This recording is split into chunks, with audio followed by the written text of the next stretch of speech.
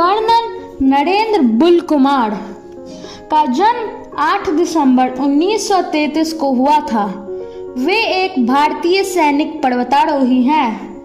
वे 1978 में टेराम कांगड़ी सियाचिन ग्लेशियर व साल्टेरो रेंज में भारतीय सेना के लिए चलाए गए पर्वतारोहण टाही अभियान के लिए जाने जाते हैं। यदि उन्होंने अभियान नहीं चलाया होता तो सारा सियाचिन ग्लेशियर पाकिस्तान के अधिकार क्षेत्र में चला गया होता, जो लगभग 10,000 किमी है।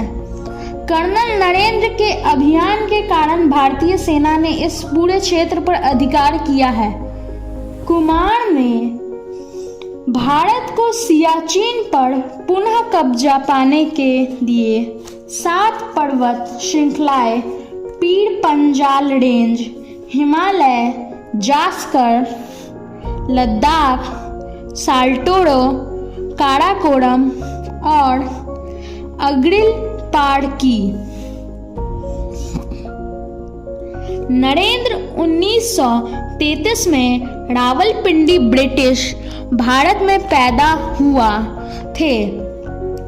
नरेंद्र कुमार 14 वर्ष की उम्र में पंजाब राज्य के एक स्काउट्स दल के प्रतिनिधि बनकर पेरिस गए। 50 स्काउट्स का यह दल पानी के जहाज से भारत वापस लौट रहा था। तभी उन्हें भारत की स्वतंत्रता साथ ही बंटवारे का भी समाचार मिला।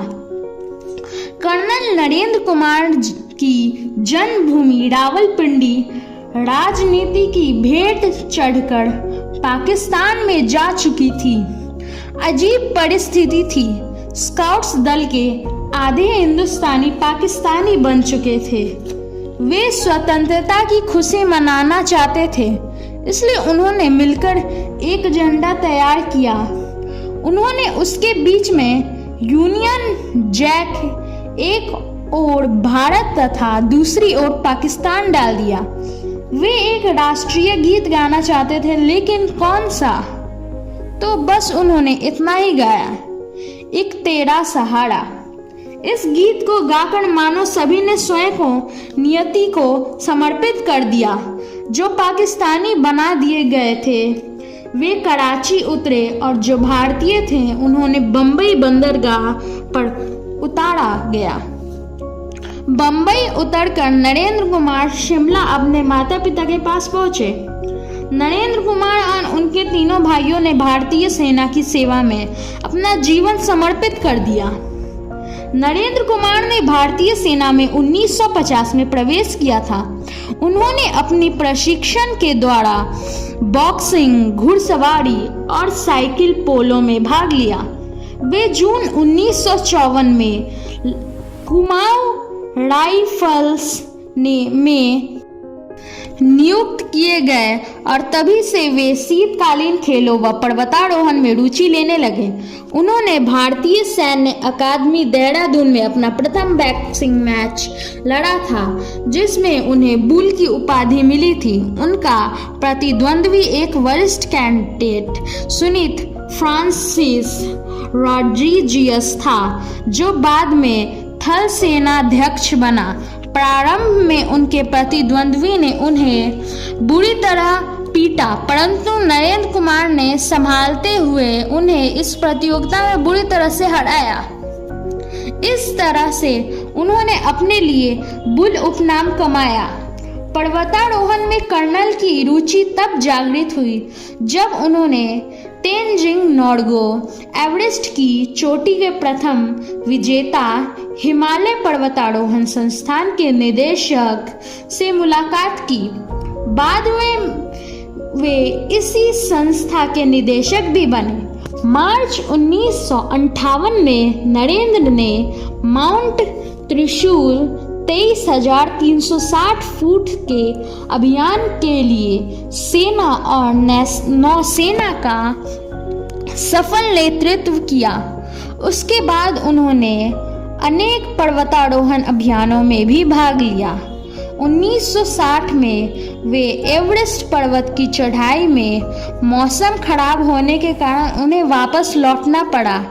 अपने प्रथम प्रयास में ही 28,700 फुट तक पहुंचने वाले नरेंद्र कुमार पहले भारतीय हैं। 1961 में कुमार ने नीलकंठ गढ़वाल हिमालय 21,644 फुट पर चढ़ने के लिए एक 5 सदस्यीय समूह का नेतृत्व किया। शीतदंश से पैर की 4 अंगुलियां गल जाने के कारण कर्नल को शिखर से 200 मीटर पहले ही रुकना पड़ा। उनकी ये चारों उंगलियां बाद में काटनी पड़ी। वे उस भारतीय दल के उपनेता थे जिसमें 9 भारतीय सेना के पर्वतारोही थे एवं पहली बार किसी भारतीय ने एवरेस्ट पर तिरंगा लहराया था, वह भी एक साथ 9 ने। 1965 में इस अभियान का नेतृत्व जल सेना के कैप्टन मोहन सिंह कोल्ही ने किया था। उन्होंने कहा था, कुमार का आरोहण कैरियर आश्चर्यजनक था। इसके बाद उन्होंने अनेक पर्वतारोही अभियानों का नेतृत्व किया। 1976 में कुमार ने उत्तर पूर्व दिशा से कंचनजंगा पर चढ़ाई की, जो उस दिशा से सबसे कठिन चढ़ाई थी। 1977 में कर्नल नरेंद्र कुमार एवं जर्मन रॉप्टर के संपर्क में आए।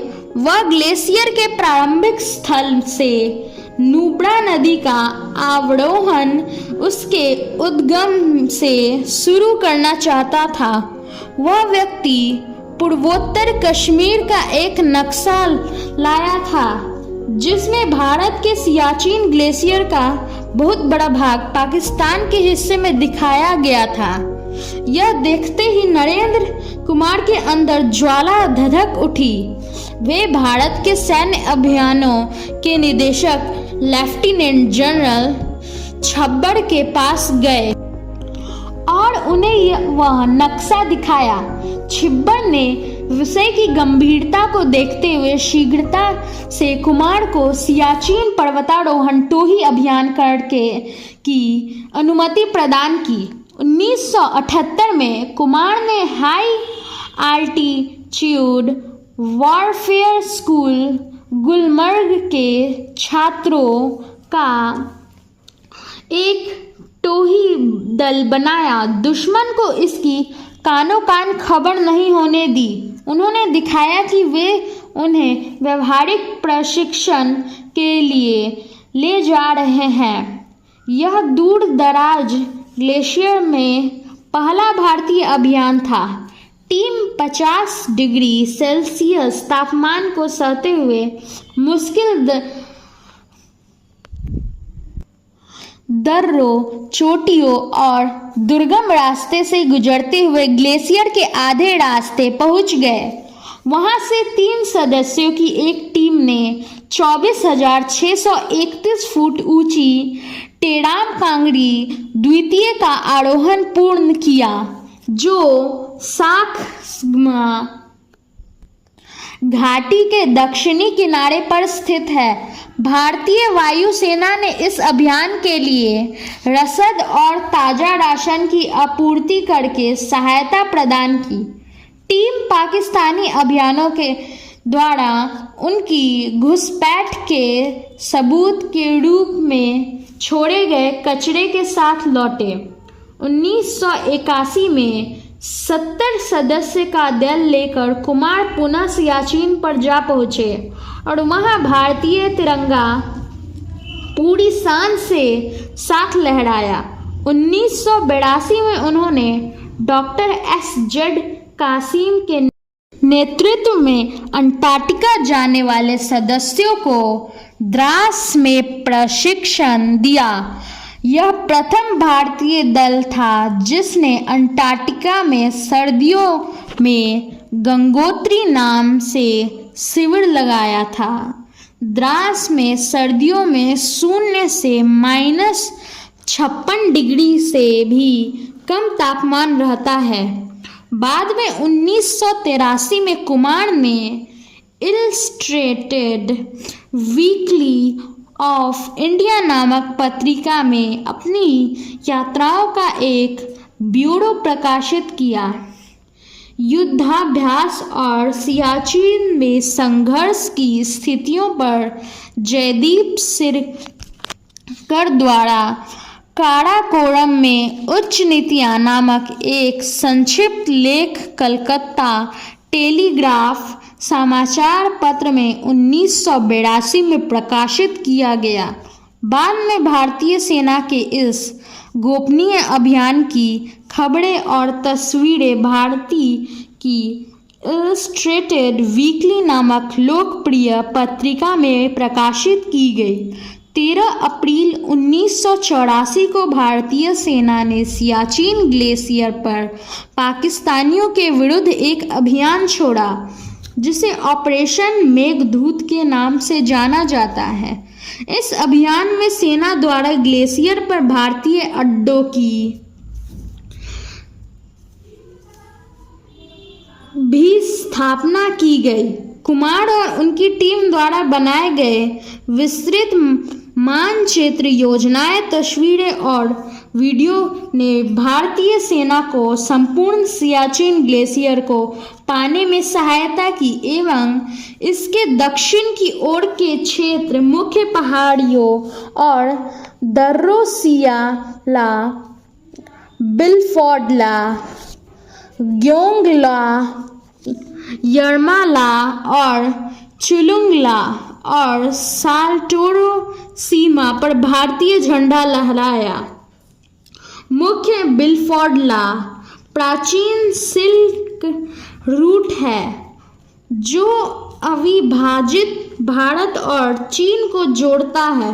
नरेंद्र कुमार को भारत में दूर दराज के क्षेत्रों में सबसे अच्छा सैन्य टोही अन्वेषण व सर्वेक्षण के लिए 25 जून 2010 को यूनाइटेड सेवा संस्थान द्वारा मैकग्रेगर पदक के साथ सम्मानित किया गया।